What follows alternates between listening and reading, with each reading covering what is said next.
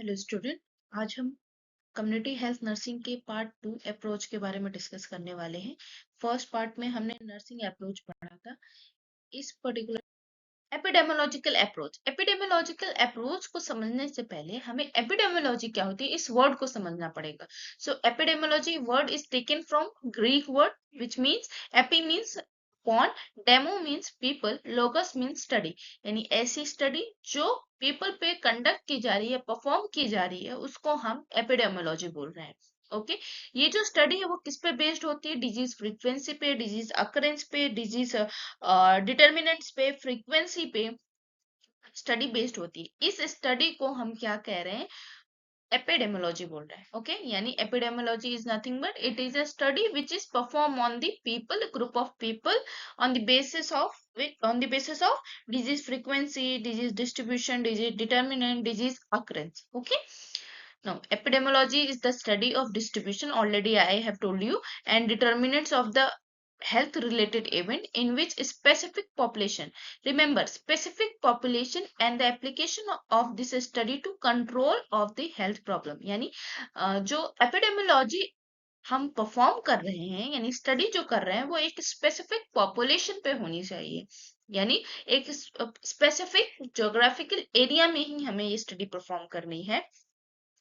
और जो ये स्टडी का एप्लीकेशन है वो क्यों हम परफॉर्म कर रहे हैं? ताकि जो हेल्थ प्रॉब्लम इवेंट है, हेल्थ रिलेटेड इवेंट है, हेल्थ प्रॉब्लम इवेंट, उसको हम कंट्रोल कर सकें। यानी जब हम स्टडी को करेंगे, जब स्टडी को हम अप्लाई करेंगे या कंडक्ट करेंगे पॉपुलेशन पे, तो हमें उसका एक पॉसिबल सोल्यूशन भी प्रोवाइड करना है। किसको? पॉपुलेशन को प्रोवाइड करना है, ताकि हेल्थ रिलेटेड प्रॉब्लम को हम रिजॉल्व कर पाए, सॉल्व कर पाए। ओके नाउ नेक्स्ट है एपिडेमियोलॉजिकल ट्रायड। एपिडेमियोलॉजिकल ट्रायड क्या होता है, इसको हम इस डायग्राम से समझेंगे। Epidemiological triad is the model, ये एक तरह का मॉडल होता है which explain regarding the disease causation, mean how the disease is called. मतलब एपिडेमियोलॉजिकल ट्रायड जो होता है एक तरीके का मॉडल है, या फिर आप इसे सिंपली मॉडल कह सकते हो, जिसमें हमें ये पता चलता है कि डिजीज किस तरीके से कॉज हो रही है या अफेक्ट कर रही है एक इंडिविजुअल की हेल्थ को या फिर ग्रुप ऑफ पीपल की हेल्थ को। ओके अब ट्रायड में हमें तीन तरीके के कॉम्बिनेशन को पढ़ना है या 3 टाइप के पिलर्स को अंडरस्टैंड करना है। Agent, host, environment. अब एजेंट, होस्ट, एनवायरनमेंट किस तरीके से हेल्थ को अफेक्ट करेगी, इसके बारे में हम स्टडी करेंगे। Suppose this triangle is health, इसको हम हेल्थ की तरह कंसिडर करेंगे, और इसमें जो एजेंट है, होस्ट है, एनवायरनमेंट है, इसके बैलेंस्ड फॉर्म को पढ़ेंगे कि किस तरीके से अगर ये इम्बैलेंस शो करेगा तो हेल्थ हमारी अफेक्ट होगी। तो सबसे पहले हम डिस्कस कर लेते हैं एजेंट। अब एजेंट के अंदर क्या क्या आ सकता है? Biological agent, physical agent, chemical agent and nutritional agent. Already हमने डिटर्मिनेंट्स ऑफ हेल्थ में इसे डिस्कस किया हुआ है, कवर अप किया हुआ है। ठीक है, देन होस्ट। होस्ट में क्या होगा? एज हो सकता है, सेक्स हो सकता है, जेनेटिक फैक्टर हो सकता है, लाइफस्टाइल हो सकती है किसी भी पर्टिकुलर एरिया की या पर्सन की। ओके देन है इन्वायरमेंट। इन्वायरमेंट कैसा है? Physical environment, biological environment, socio economical environment. अगर इन तीनों ही फैक्टर में कहीं पे भी इम्बैलेंस शो हो रहा है, पर्टिकुलरली सिंगल फैक्टर में या तीनों फैक्टर में या दो फैक्टर में, तो हमारी हेल्थ इफेक्ट होगी। कैसे इफेक्ट होगी?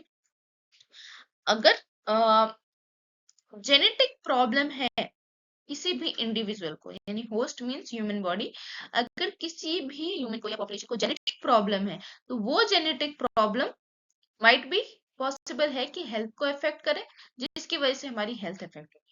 या फिर एजेंट अगर प्रेजेंट है, तो एजेंट क्या कर सकता है? हेल्थ को डायरेक्टली इफेक्ट कर सकता है, होस्ट बॉडी पे अटैक करेगा, जिसकी वजह से हेल्थ इफेक्ट करेगी। सेम वे एनवायरनमेंट कैसे इफेक्ट कर सकता है? एनवायरनमेंट अगर बहुत ज्यादा हॉट एनवायरनमेंट है, तो अभी जो समर्स में बहुत सारी प्रॉब्लम्स आ रही थी, जैसे हीट स्ट्रोक देखने को मिल रहा था, तो उस तरीके से भी क्या हो रही है? हेल्थ हमारी इफेक्ट हो रही है।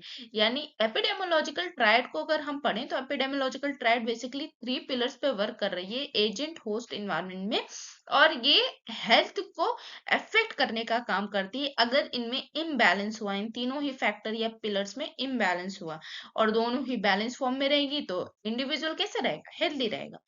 ओके नेक्स्ट क्या है हमारा अप्रोचेस है। अप्रोचेस को हम दो सेगमेंट में पढ़ेंगे, एक आस्किंग क्वेश्चन है, दूसरा है making comparison.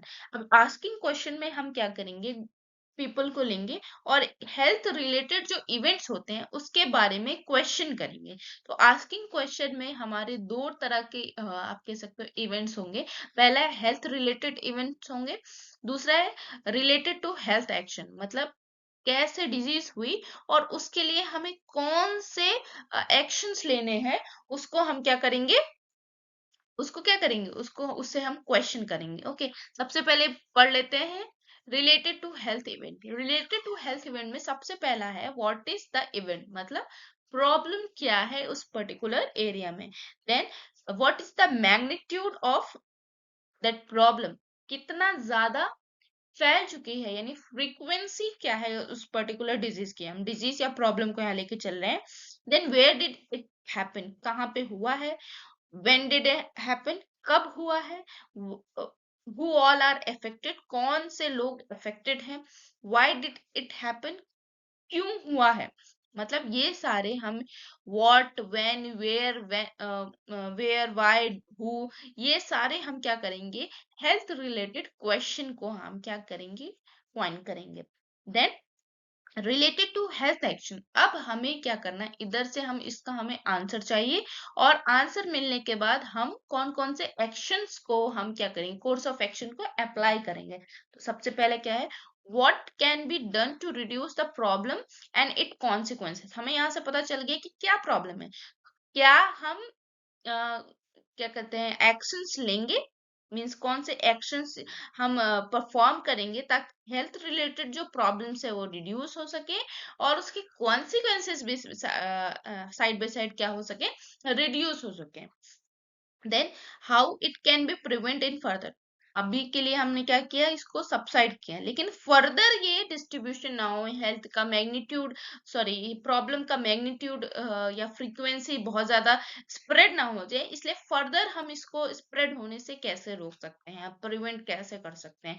Then what action the community should take by the health services, by other sectors, where and from whom this activity is carried out, मतलब नेक्स्ट हमें क्या देखना है कि कौन से एक्शंस कम्युनिटी में हम ले सकते हैं, कौन कौन सी अदर पार्टीज से हम ले सकते हैं, यानी हेल्थ सर्विसेज हम कैसे ले सकते हैं, या फिर इंस्टीट्यूट से कैसे ले सकते हैं, हॉस्पिटल से कैसे ले सकते हैं, इस तरीके की हेल्प हम कैसे लेके एक्टिविटीज को कैरी आउट कर सकते हैं। Then what resources are required, कौन कौन से रिसोर्सेज रिक्वायर्ड है, and how are the activity to be organise, कैसे एक्टिविटी जो है कैसे हम ऑर्गेनाइज करेंगे, यानी रिसोर्सेज हमारे पास हैं लेकिन हमें उसे कंडक्ट करने के लिए एक ऑर्गेनाइज फॉर्म में, या फिर आप कह सकते हैं उसको हमें परफॉर्म करने के लिए शुरुआत इनिशिएट करने के लिए एक ऑर्गेनाइजेशन, आप ऑर्गेनाइजेशन नहीं कह सकते हैं, मतलब रिसोर्सेस हमारे हैं तो हम उस एक्टिविटी को कैसे ऑर्गेनाइज करेंगे, कैसे परफॉर्म करेंगे किसी पॉपुलेशन पे। ठीक, देन व्हाट डिफिकल्टी में arise and how might be they overcome, मतलब कौन सी डिफिकल्टी अराइज होगी जब भी हम ये एक्टिविटी परफॉर्म करेंगे और उस एक्टिविटी को हम किस तरीके से ओवरकम करेंगे या कंट्रोल करेंगे पॉपुलेशन में। करेक्ट। देन लास्ट इसका जो हमारा फर्स्ट हमने सेशन में देखा कि किस तरीके से हम क्वेश्चंस को पुट अप करके हम चीजों को सॉल्व कर रहे थे। अब नेक्स्ट जो हमारा दूसरा पार्ट है उसमें हम मेकिंग कंपैरिजन करेंगे, यानी हमें दो ग्रुप्स के बीच में कंपैरिजन करना है। अब कैसे कंपैरिजन करेंगे, सपोज हमारे पास एक ये ग्रुप है, ए ग्रुप, दूसरा हमारे पास है बी ग्रुप। ठीक है, दिस, अब ए, ये ए ग्रुप, ये बी ग्रुप। ए ग्रुप क्या हो रहा है, ये हमारे पास जो ए ग्रुप है, लेट मी ड्रॉ, हाँ, this A group is affected, affected from disease, any disease आप बोल सकते हो, किसी भी डिजीज से अफेक्टेड है। But this B group is healthy group, ये हमारा हेल्दी ग्रुप है। ए अफेक्टेड है, बी हेल्दी ग्रुप है। अब दोनों को ही हम क्या करेंगे, दोनों ही ग्रुप्स का हम कंपैरिजन करेंगे। अब इसमें कंपैरिजन कैसे आ रहा है, एक ऑलरेडी कैसे है, अफेक्टेड है, तो कंपैरिजन हम क्या करेंगे, अब इन दोनों ही ग्रुप में हम ये कंपैरिजन करेंगे कि इन दोनों ही ग्रुप में क्या क्या प्रॉब्लम्स अराइज हुई हैं ताकि जो ए ग्रुप है वो अफेक्टेड हुआ है, जैसे कि ये ऑलरेडी कैसे एक्सपोज्ड है, रिस्क फैक्टर से एक्सपोज्ड है, डिजीज से एक्सपोज है, बट बी ग्रुप कैसे है, हेल्दी है।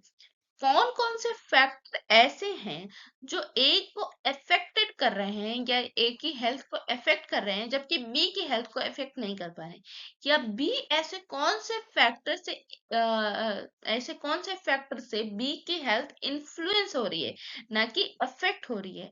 इसको थोड़ा और क्लियर समझते हैं कि ए के कौन से फैक्टर जो हेल्थ को अफेक्ट कर रहे हैं। सपोज ए ग्रुप में जो पीपल हैं वो हो सकता है स्मोकिंग कर रहे हो, एल्कोहलिक हो, या फिर अनहाइजीनिक कंडीशन में रह रहे हो, जबकि बी हेल्दी लाइफस्टाइल को फॉलो कर रहा हो, हेल्दी डाइट ले रहा हो, स्मोकिंग अल्कोहलिज्म नहीं ले रहा हो, रेगुलर एक्सरसाइज कर रहा हो और गुड न्यूट्रिशन या गुड डाइट को फॉलो कर रहा हो। तो दोनों के फैक्टर्स में क्या है, डिफरेंस है ना।